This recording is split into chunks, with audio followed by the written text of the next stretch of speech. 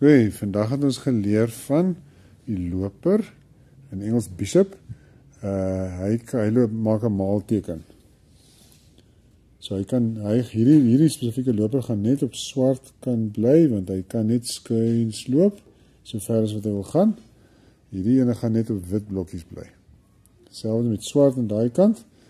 Ons onthou dat die D-blokkie, die D-blokkie, wat staan vir dame, want die koningin staan op hierdie blokkie, die wit koningin, wys wat se kleur hierso gaan wees.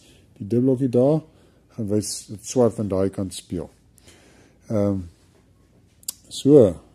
Ons onthou om te sê G5 en dan is dit swart se beurt. En swart kan sommer dadelik op G4 'n wit pionnetjie vat.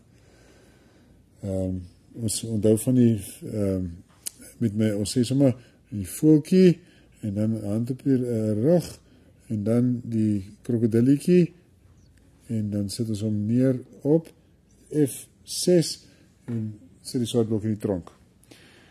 Dan kom wit en dit is nou swart se beurt. Swart kan nie daardie ene gaan vat met hierdie loper nie, want hierdie loper kan net op wit blokkies wees en daai pionnetjies op 'n swart ene. So ek moet nou soek vir 'n pionnetjie, wit pionnetjie wat op 'n wit blokkie staan.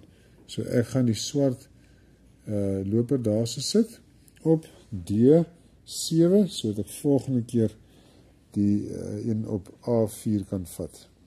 Oké, so gaan ons aan wit kan hier kom staan op E2